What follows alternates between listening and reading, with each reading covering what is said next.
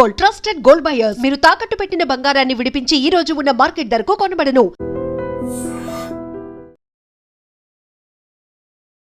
నమస్తే, welcome to I dream talking point with కవిత.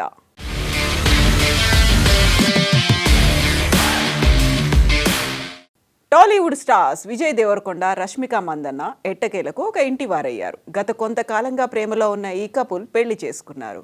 గురువారం ఉదయం రాజస్థాన్లోని ఉదయ్పూర్ వేదికగా ఈ జంట వివాహం జరిగింది. అత్యంత సన్నిహితులు, కుటుంబ సభ్యుల సమక్షంలో అంగరంగ వైభవంగా పెళ్లి జరిగింది.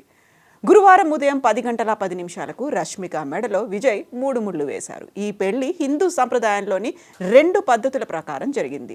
తెలుగు సంప్రదాయంతో పాటు రష్మిక స్వస్థలమైనటువంటి కొడగు సంప్రదాయంలో వివాహం జరిగింది. యాక్చువల్గా ఈ కొడవ సంప్రదాయం అంటే ఏంటి? ఈ వివాహ వేడుకల్లో పంది కర్రీ అంటే పోక్ కర్రీ ఇప్పుడు సెన్సేషనల్గా మారింది. దేశమంతా దాని గురించే మాట్లాడుకుంటోంది. సాధారణంగా హిందూ వివాహాల్లో ఇలాంటి కర్రీలను మెనూలో పెట్టరు, కానీ విరోష్ పెళ్లిలో మాత్రం ఇది ప్రత్యేకంగా కనిపించింది. దీనికి కారణం కొడవ అంటే తను వచ్చినటువంటి కూర్గ్ ఆ ప్రాంత సంప్రదాయం. కొడవ సంస్కృతి కర్ణాటకలోని పశ్చిమ కనుమల్లో ఉండే కూర్గ్, దాన్నే కొడగు అని పిలుస్తూ ఉంటారు. ఆ జిల్లాలో ప్రత్యేకమైంది, అదే కేంద్రీకృతంగా ఉంటుంది. కొడవ ఒక ప్రత్యేకమైన సంస్కృతి. ఈ జాతికి చెందినవారు యుద్ధ కళలకు ప్రసిద్ధిగా పేరుంది. ఇప్పటికీ కొడవ ప్రజలు తమ ఇళ్లలో తుపాకీతో పాటుగా కత్తి ఉండడాన్ని గౌరవంగా భావిస్తూ ఉంటారు. కొడగు ప్రజలు అనాది కాలం నుంచి వేట, వీరత్వానికి ప్రసిద్ధి చెందినవారు. భారత సైన్యంలో కూడా వీరి పాత్ర ఎంతో ఉంది. భారతదేశం మొదటి ఫీల్డ్ మార్షల్ కెఎం కరియప్పది కూడా కొడగు జిల్లానే. వీరు ప్రతి ఏటా తమ ఆయుధాలకు పూజ చేస్తూ ఉంటారు. కొడవ సంప్రదాయంలో పంది కర్రీ, కూర్గ్ పోర్క్ కర్రీకి ప్రత్యేకమైనటువంటి చరిత్ర ఉంది. ఇది కేవలం వంటకంగా మాత్రమే కాకుండా కొడవ సంప్రదాయంతో విడదీయలేని బంధం ఉంది. వివాహ వేడుకల్లో పుత్తరి అంటే ఒక కోత పండగ వంటి సమయాల్లో పంది కర్రీని చేసుకుంటూ ఉంటారు. అతిథులకు ఈ కర్రీని వడ్డించడాన్ని గౌరవంగా భావిస్తూ ఉంటారు.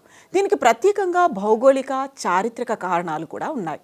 కొడవ సంప్రదాయంలో పంది కర్రీకి ప్రాధాన్యత ఏర్పడడానికి ఆ ప్రాంతానికి చెందినటువంటి భౌగోళిక స్వరూపం, చారిత్రక, సాంస్కృతిక నేపథ్యాలు కూడా ఉన్నాయి. కూర్గ్ పశ్చిమ కనుమల్లో చల్లని ప్రాంతంగా పేరుంది. ఈ ప్రాంతం వారికి పంది మాంసంలో ఉండే కొవ్వులు, మసాలా ఘాటు శరీరంలో వేడినిస్తుంది. కొడవ యోధులు పూర్వం అడవుల్లో వేటకు వెళ్ళి పందిని తీసుకొచ్చేవాళ్ళు. వేటాడిన మాంసాన్ని వండుకోవడం ఆచారంగా అప్పటి నుంచి వస్తోంది. కూర్గ్ ప్రాంతం కాఫీ తోటలకు ప్రసిద్ధి. ఇది అందరికీ తెలిసిందే. ఈ తోటల్లో పనిచేసే వారికి శారీరకంగా శ్రమ ఎక్కువగా ఉంటుంది. అందుకే హై ప్రోటీన్ ఉండే ఆహారాన్ని తీసుకోవాల్సినటువంటి పరిస్థితులు ఉంటాయి. ఇది కూడా ఒక కారణంగా మారింది.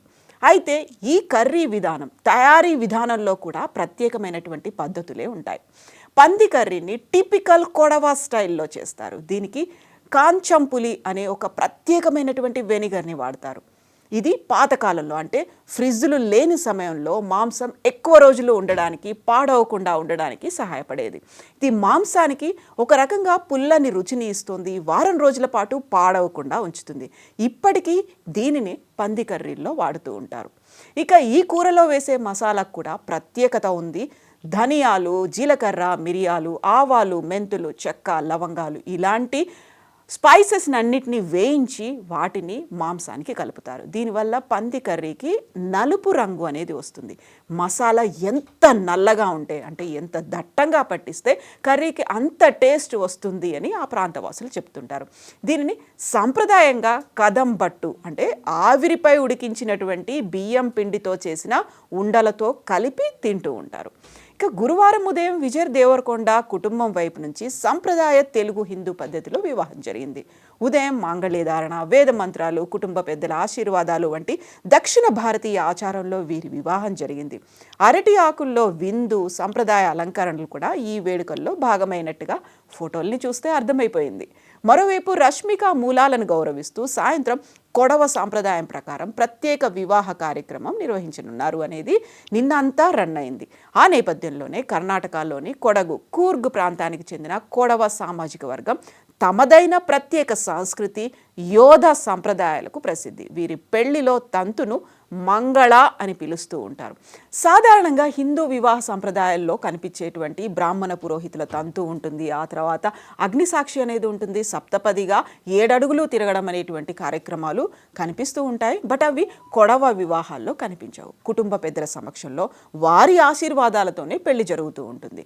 ఇక దీంతో పాటుగా సంప్రదాయ వస్త్రధారణ గురించి కూడా చెప్పుకోవాలి. కొడవ పెళ్లిలో వరుడు సంప్రదాయ కుప్పుస అనేటువంటి దుస్తులు, తలపాగా ధరించడం విశేషం. అలాగే యోధ సంప్రదాయానికి ప్రతీకంగా పీచే కట్టి అనేటువంటి కత్తి ధరించడం కూడా ముఖ్యమైనటువంటి ఆచారంగా ఉంటుంది.